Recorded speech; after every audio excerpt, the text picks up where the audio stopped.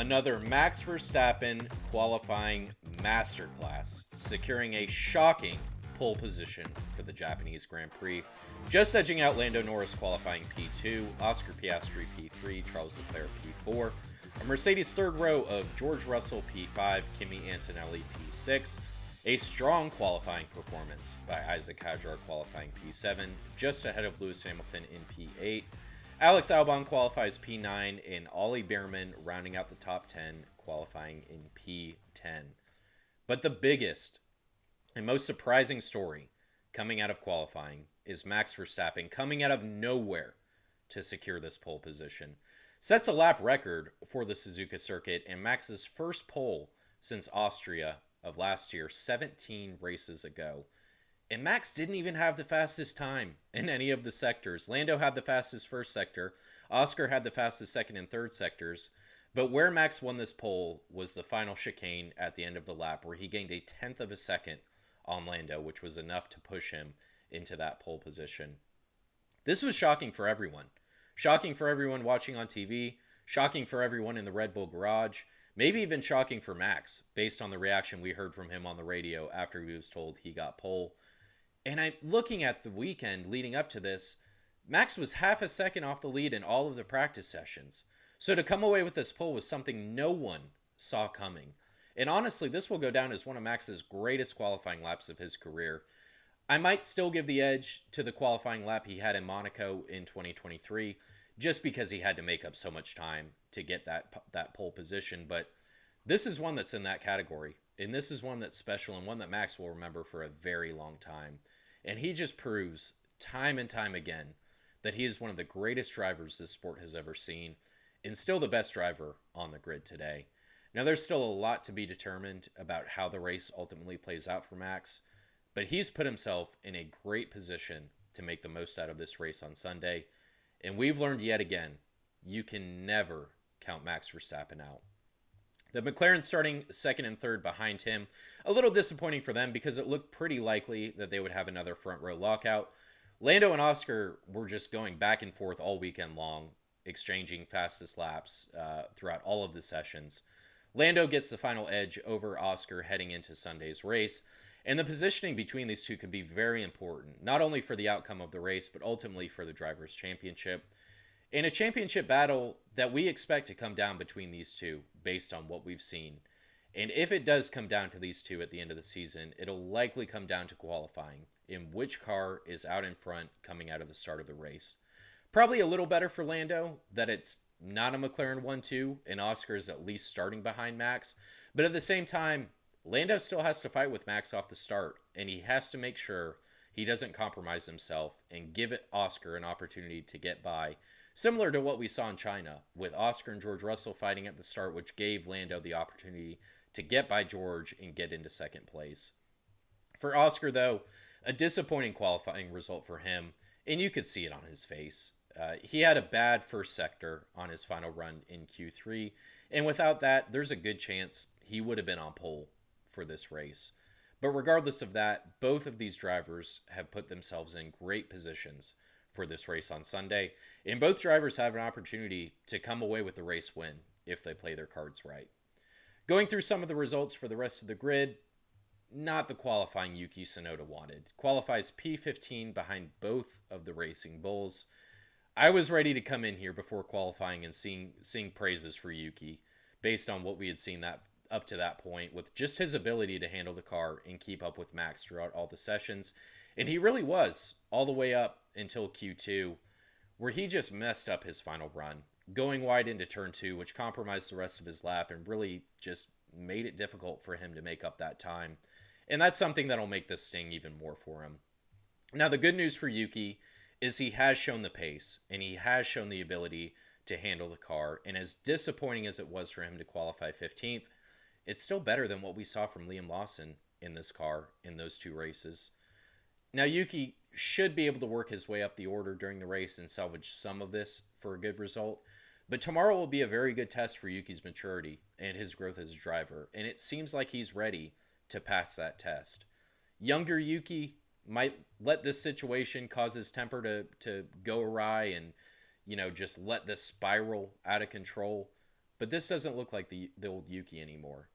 We saw a little bit of this come out in free practice 1 when he radioed to his race engineer that, hey, look, I'm not worried about where I am with the other drivers and the other cars and how I compare to them right now.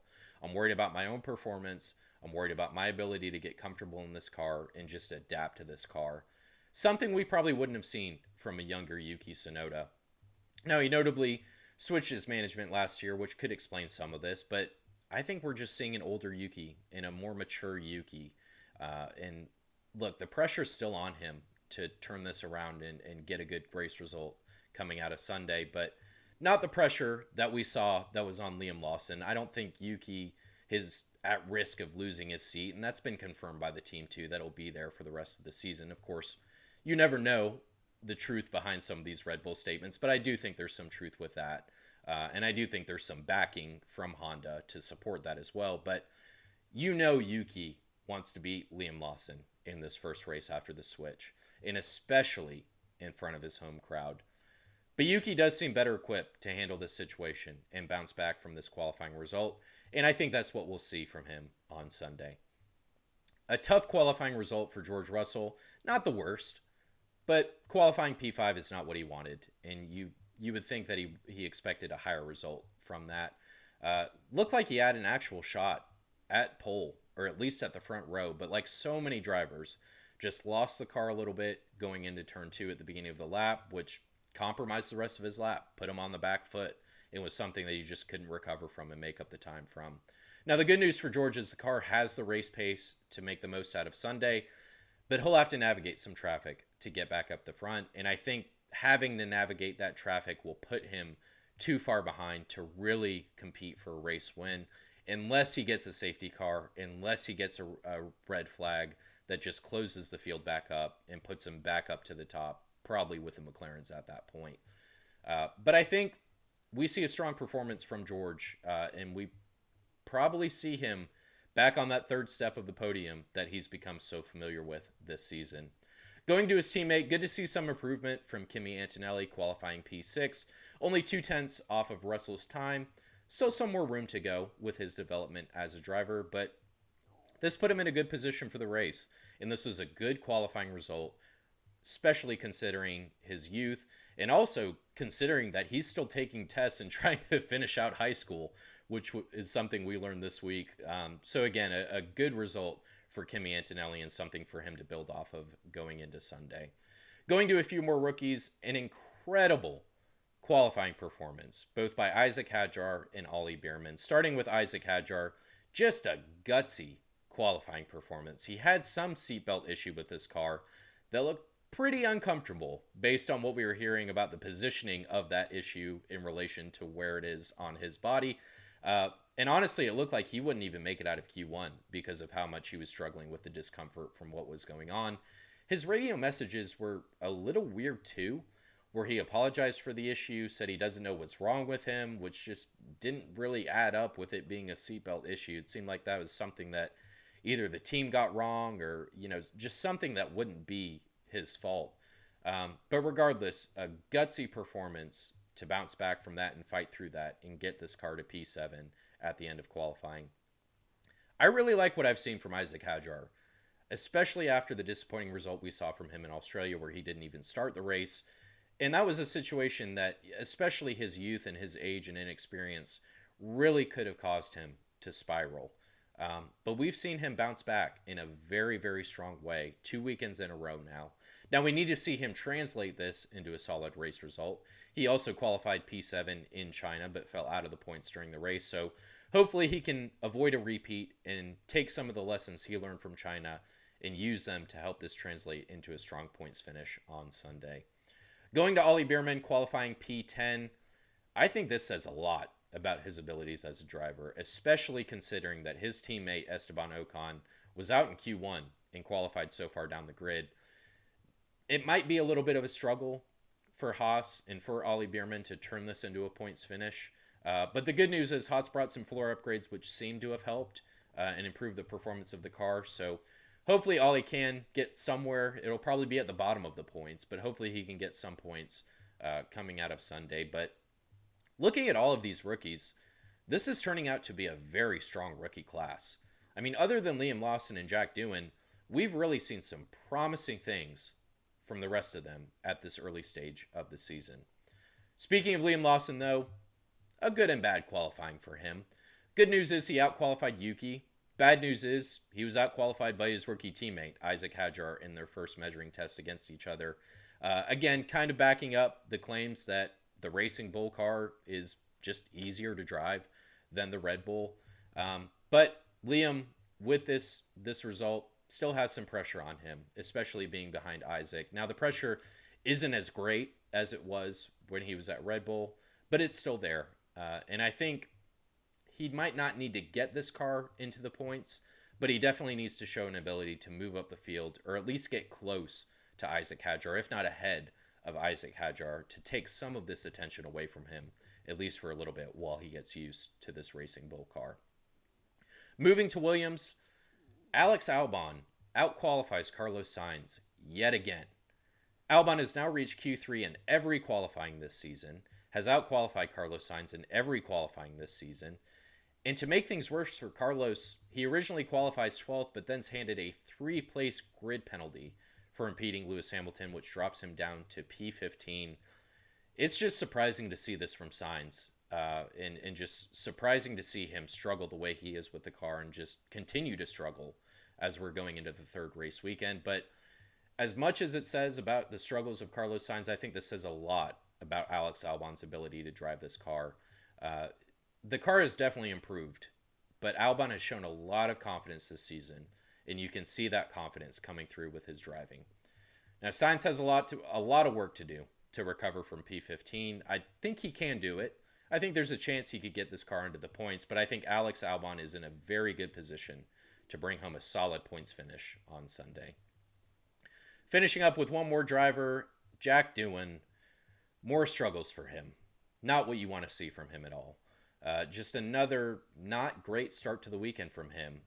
Of course, misses FP1 because for some reason Alpine decides to take him out and cut him short a practice session, which is a decision I don't necessarily agree with. And I think makes you think that there is still that writing on the wall with Franco Colapinto and this just short opportunity that Jack Doohan is given. But he gets in the car in free practice 2 minutes in. I think it was, literally like 4 minutes into the session, or maybe actually 8 minutes into the session. It was his 4th lap.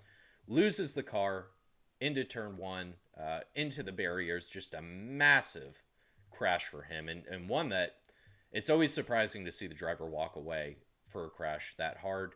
Anthony Davidson on the broadcast picked up right away and said, hey, it looks like he left his DRS open going into the turn. And this was confirmed by the team too. And this apparently was something that Jack was trying in the simulator and was working in the simulator. And it also looks like he tried it last year when he was doing some time at Silverstone. But something that definitely came to bite him and took him out of FP2. And just a crash that he cannot afford and damage the team cannot afford. But not only damage to the car, but damage to his driving reputation as well. But he's just racing like a driver who has his back against the wall. And honestly, you can't blame him for the position he's been put into. He ends up qualifying P19, which is just not what the team is looking for, and not the result that he needed or the result that he was looking for. And not that this Alpine is a great car right now, but Pierre Gasly qualifies P11, which shows you just how far off Doohan is. And the one session they did have together, of course, Gasly makes it to Q2, but in Q1, when they're both on track together, Gasly finishes 7/10 ahead of Jack Doohan. Not what you want to see from him, and just not the result that he can afford. The race is really what matters at the end of it, but Doohan might need some chaos with a wet weather race, a red flag, a safety car, something to get him back in contention and help him move up the grid and bring something out of this race weekend. All right, finishing up with a race preview for Sunday. The biggest question heading into Sunday: will there be rain? I really hope so, just for our sake as fans, especially as fans who are going to have to watch this in the middle of the night, because if we don't get any rain and the circuit stays as dry as it has been, we could be in store for a very choppy race with a lot of red flags. Now, the rain doesn't look as likely as it was earlier in the week, where it looked like it was going to rain throughout the majority of the race. But as of now, it's forecasted to rain throughout the morning and early afternoon, stopping right before the start of the race. If there isn't rain, though, we could see some bold strategies from some of these teams. Don't be surprised if some teams throw on the hard tires to start the race, see how long they can go, and just bank on one of these grass fires to pop up, which would bring out a red flag and give them a free pit stop. The grass catching on fire has just been a problem all weekend long, as we've seen 5 red flags for fires across all of the sessions leading up to the race. Now, again, it looks like it will at least rain in the morning, which should dampen the grass and hopefully prevent any of these fires from popping up during the race. It sounds like there also might be a plan to spray down the grass before the race to help prevent any of these fires from popping up. So hopefully that solves the issue and allows for a smooth race, but you just never know with the weather. And if we get unlucky and it stays dry, that could be a huge problem with 20 cars racing on track together. Now, despite Max's pole, I think you still have to look at the McLarens as the favorites to win the race. And I think the race win probably comes down to whichever McLaren is in front at the end of the first lap. Now, if we have a wet race or a wet start to the race, it could even things out with the McLarens and Verstappen like we saw in Australia. But again, it's looking more likely like we will have a dry start to the race and a dry race through its entirety. And if showers do pop up, if the rain continues into the afternoon, into the start of the race, McLaren has opted for a higher downforce setup compared to others, so that should help them if these conditions arise. But regardless of the weather, I wouldn't be surprised at all if Max holds the lead at the end of the first lap, at the beginning of the race a little bit, but he shouldn't have the race pace to keep the McLarens behind him. It's been a struggle of Red Bulls all year long. It doesn't look like they've done anything to fix this issue. Max did a brilliant job getting this car onto pole, but you can only do so much with race pace. And I think that'll really come back to bite him and will really give the McLarens the opportunity to get past him as this race progresses. Now, one thing to watch for Lando is this graining issue that's popped up for him this season. We saw it at its worst during the last race in China, and that was a track that made the car more susceptible to that issue. But we saw it come back again during free practice 1, and it seemed to be worse for Lando than any of the other drivers. And it's something that's concerning because tire management was always Lando's strength over Oscar. And now this year it seems like it's switched, and this favors Oscar all of a sudden. So something to watch out for Lando, but if he does stay ahead of Oscar, that should even out any of those issues just by Lando being in clean air, especially if he's able to get ahead of Verstappen quickly. But for both of these McLaren drivers, I expect them to be somewhere in the top 3 at least. And if I'm being honest, I expect them to bring home another 1-2 finish and bring home another strong result for this team. For Red Bull, I think you should expect a strong top 5 showing from Max. I don't think there will be a podium. And I think, again, we will see the struggles with the race pace, and we will see some of the cars behind him start to catch up and probably eventually pass him. But I think this will be another race and another situation where we're sitting here at the end of it saying, he did it again. He outperformed the car, and he exceeded expectations. And you never know, too. If Max gets lucky with rain, red flags, a safety car, you never know what can happen. And we saw it in qualifying. We'll see it again throughout other races, other qualifying sessions. You can never count Max Verstappen out. He will always be in the mix. Going to his teammate, a lot of eyes will be on Yuki's performance in that second Red Bull car. Can he get ahead of both Racing Bulls, but specifically, can he get ahead of Liam Lawson? And how close can he get to Max Verstappen? Keeping up with Max will be tough, considering he'll have the same race pace issues that Max likely will have. And Max is he's starting first. He's starting way, way ahead of him. He won't have to deal with traffic that Yuki will. So huge advantage for Max. But I do think Yuki will be able to get ahead of both of the Racing Bulls. Starting right next to Liam Lawson, which should be interesting. I wonder if we'll see any fireworks at the start between those two. But I do expect him to get ahead of Liam Lawson pretty quickly. And I do expect him to eventually catch up to Isaac Hadjar and should have the pace, although he should struggle with the pace, but should have enough pace to pass Isaac and get ahead of him on track. Now, Yuki doesn't have the pressure that Liam had in this seat, but there is still the pressure, especially coming after the driver switch, especially considering this is his home race. So you have to wonder how he'll handle that pressure. But again, I think despite the qualifying result, Yuki is in a good position to make something out of this race and come home with some points at the end of the day. I think we see enough pace out of George Russell's Mercedes to get a podium. Again, he probably should have been on the first or second row, and that will hurt him dealing with the traffic, working his way up. But there's no doubt he's shown he can keep up with the McLarens over a race better than any other driver in any other car right now. So I do expect George to have a very strong result, and I do expect him to take that third place or that third step on the podium. I also like his teammate Kimi Antonelli to finish somewhere in that P4, P6 range. I think he's had a strong weekend so far and had a very strong qualifying. And based on what we've seen from the Mercedes compared to the other top teams, I think it's very reasonable that Kimi ends up somewhere in that P4 to P6 range. But regardless, I think we will see a very strong weekend from both of these Mercedes drivers and something that will keep them in contention, especially with the Constructors' Championship. I honestly don't know what to expect from Ferrari. We didn't touch on it much, but Charles Leclerc starts P4, Lewis Hamilton starts P8. Probably where you would expect Leclerc to qualify, but a bit of a disappointment for Lewis. But it's just so hard to get a gauge on this car based on what we've seen this season, where they've struggled more than expected during the Grand Prix, but then they had that very strong sprint race where Lewis took home the win in China. So just there are struggles that are popping up with this car, and it looks like their first major upgrade package is coming in Miami, with the headline being a new floor, but I don't think their problems will be fixed before then. And I think this team will continue to struggle. We'll stay in the points, but will not be where they're expected to be, especially with the expectations they had coming into this season. My podium predictions, though, again, George Russell, I think, takes home P3. The McLaren drivers, I think, take home first and second.